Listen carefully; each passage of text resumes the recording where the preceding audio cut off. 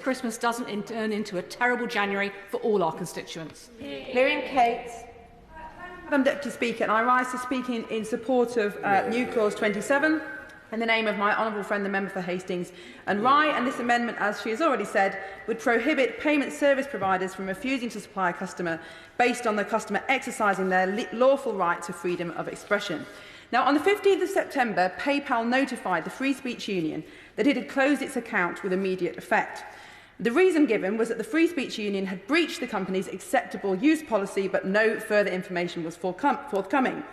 The accounts of Us For Them, The Daily Sceptic and the journalist Toby Young were also terminated. It's still not entirely clear why PayPal closed the accounts.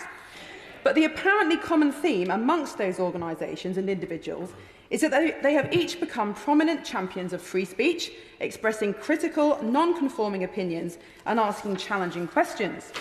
And the effect of PayPal's decision was to temporarily disrupt the ability of those organisations to operate, and in some cases to freeze and therefore deny access to their funds.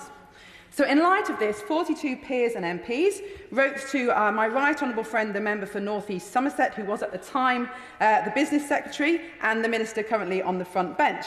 And then PayPal restored the account of Us For Them and then the Free Speech Union.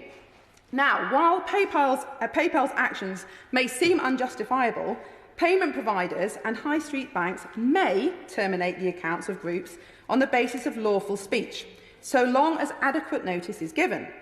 So with the law as it stands, the only thing that PayPal did wrong was not to give sufficient notice of the closure. Now, sadly, the actions of PayPal in September were not a one-off. It also closed the accounts of the UK Medical Freedom Alliance and Law or Fiction, both opposed to lockdowns, and it hasn't reopened either of those. It's therefore hard to avoid interpreting PayPal's actions as an orchestrated, politically motivated move to restrict certain views within the UK. This is unacceptable.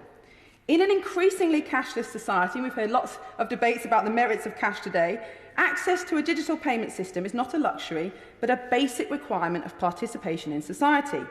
No campaigning organisation can function without the ability to perform financial transactions. Imagine if the suffragettes had not been allowed to have or use cash. Imagine if those campaigning for Brexit had been refused a bank account.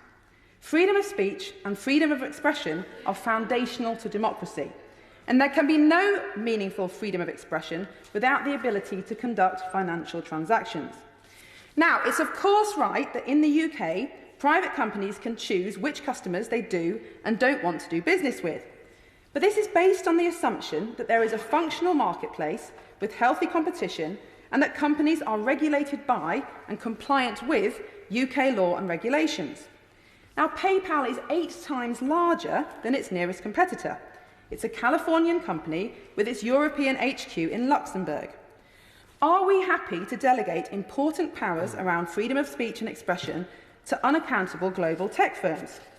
Of course, unlike socialists, conservatives want markets to operate freely without unnecessary bureaucracy and state control.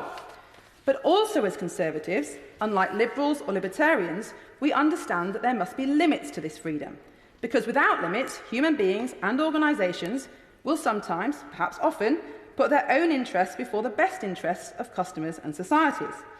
And as UK National Conservatives, we believe that the proper body to set the bounds of free speech and political opinions in the UK is the UK Parliament and UK courts. That is why we must act to legally prevent payment providers from closing accounts on the basis of political beliefs. Because if we don't, big global companies will put their own interests, financial, reputational, political, before any moral duty to act fairly. Now, the principle of using law to protect free speech is well established. The Equalities Act 2010 prohibits discrimination on the grounds of religious or philosophical beliefs. But this protects individuals and not organisations, which is why it can't be used in this case. The government is also acting to protect free speech in universities, and the Higher Education Freedom of Speech Bill is today making its passage through another place. Now, the PayPal saga identified a gap in our free speech protection that must be filled with appropriate legislation, which is why I'm supporting this amendment, New Clause 27. But I do very much thank the Minister for all his engagement on this, and I know he takes the issue very seriously. And I was delighted with his opening remarks and commitments to work further on this. And I very much hope that, following the evidence that he's going to gather, if it's appropriate to legislate, he will then do so. So I very much appreciate his assurances on that.